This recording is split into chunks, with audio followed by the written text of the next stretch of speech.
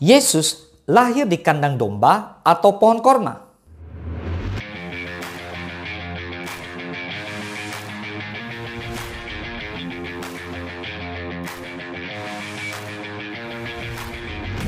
Jawabannya jelas, Yesus lahir di kandang domba karena Alkitab menuliskannya dan ini adalah sebuah fakta. Di Lukas 2 ayat ke-7 dikatakan, dan ia melahirkan seorang anak laki-laki, anaknya yang sulung. Lalu dibungkusnya dengan lampin dan dibaringkannya di dalam palungan karena tidak ada tempat bagi mereka di rumah penginapan. Apa itu palungan? Palungan adalah wadah yang digunakan untuk menampung makanan hewan ternak seperti kuda, keledai, dan sapi. Palungan dapat terbuat dari kayu, logam, atau batu berukir. Nah, waktu itu Maria dan juga Yusuf, mereka sampailah di depan kandang domba itu. Dan mereka di situ. Dan waktu itu Maria melahirkan di kandang domba itu. Nah, kelahiran Yesus, Sang Juru Selamat dunia, adalah peristiwa terbesar dalam sejarah. Dia datang ke dunia dalam wujud bayi kudus. Yesus lahir di kandang domba. Yesus adalah raja atas segala raja. Namun, Yesus tidak dilahirkan seperti seorang raja. Yesus lahir di tempat yang hina, kandang domba. Mengapa? Nah, Lukas menuliskan bahwa dan ia melahirkan seorang anak laki-laki, anaknya yang sulung. Lalu dibungkusnya dengan lampin dan dibaringkannya di dalam palungan karena tidak ada tempat bagi mereka di rumah penginapan. So, Kristus lahir dalam sebuah kandang, suatu tempat di mana ternak dipelihara, yaitu kandang domba. Pertanyaannya, apakah pernah terlintas dalam benak saudara mengapa Yesus lahir di kandang domba? Tempat yang begitu hina, padahal dia raja. Tempat yang begitu menjijikkan, jelas tidak cocok buat seorang raja. Tidak ada orang yang akan mau tinggal di tempat seperti itu. Namun hari ini kita akan belajar ada 3 makna penting dan menjadi suatu perenungan yang jauh lebih penting bagi kita semua dari peristiwa bersejarah ini. Yang pertama, Tuhan Yesus merendahkan dirinya. Kelahiran Mesias di kandang domba memperlihatkan sisi yang lain dari maksud kedatangannya di dunia. Dengan lahir di tempat yang hina, di sebuah kandang, Allah ingin memperlihatkan kepada manusia betapa Allah sangat mengasihi manusia.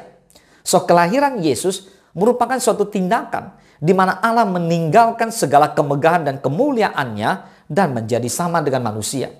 Paulus mengatakan bahwa yang walaupun dalam rupa Allah, tidak menganggap kesetaraan dengan Allah itu sebagai milik yang harus dipertahankan, melainkan telah mengosongkan dirinya sendiri dan mengambil rupa seorang hamba dan menjadi sama dengan manusia. Filipi 2 ayat ke-6 dan ke-7. Allah merendahkan dirinya serendah-rendahnya. Ia menyatakan kepada kita semua bahwa ia tidak seperti tokoh-tokoh dunia yang menampilkan dirinya seolah-olah mulia dan terhormat, tetapi melakukan perbuatan-perbuatan hina dan tercela. Yang kedua, Tuhan Yesus memperlihatkan kepeduliannya. Kelahiran Sang Penebus umat manusia di sebuah kandang memperlihatkan kepeduliannya. Yesus peduli dengan mereka yang tidak mendapat tempat dalam masyarakat. Sepanjang hidupnya di dunia, Yesus selalu memperlihatkan kepeduliannya. Perhatian Yesus pada orang-orang yang tidak mendapat tempat dalam masyarakat, seperti pemungut cukai, perempuan pelacur, orang lumpuh, orang buta, bahkan orang kusta.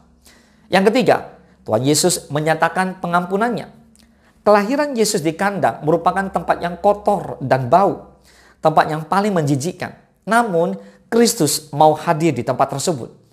Begitu pula dengan kita. Hidup dipenuhi dosa, hati yang kotor, bahkan lebih kotor dari kandang tersebut. Namun Kristus mau hadir di hidup saudara dan saya, mengampuni saudara dan saya, memulihkan kita semua, menyucikan kita dari dosa, dan mengangkat kita menjadi anak-anaknya. Nah, kini setelah lebih dari 2000 tahun pasca peristiwa Yesus lahir ke dunia, ternyata masih banyak orang yang tetap menolak kelahiran Yesus.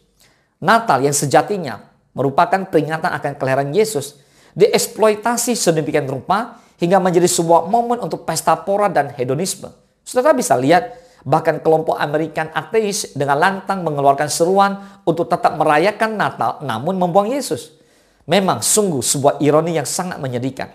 Diskotik putar lagu Natal, kafe-kafe putar lagu Natal, tapi mereka tidak mengerti makna Natal sesungguhnya. Lalu pertanyaan berikutnya adalah bagaimana dengan umat Kristen saat ini? Sudahkah kita menerima Yesus lahir di hidup kita? Itu jauh lebih penting. Sudahkah kita memberikan ruang di hati kita untuknya bertahta, sehingga Yesus boleh memerintah dalam hidup saudara dan saya? Atau jangan-jangan selama ini dalam hati kita atau hidup kita sekalipun tidak ada tempat baginya. Kita hanya sibuk merencanakan liburan akhir tahun, jalan-jalan, shopping-shopping, belanja kado Natal, atau sibuk pelayanan di kebaktian Natal, namun tetap tidak memberi tempat untuk Yesus di dalam hidup kita. Mari kita manfaatkan momen Natal ini untuk refleksi. Apakah Yesus sudah lahir dan bertata dalam kehidupan saudara dan saya? Mari jadikan Yesus sebagai Tuhan dan Juru Selamat saudara dan saya. Mari terus hidup kita serahkan kepada Dia. Biar Dia yang menuntun hidup kita, hidup dalam kebenarannya. Katakan amin. Tuhan Yesus memberkati.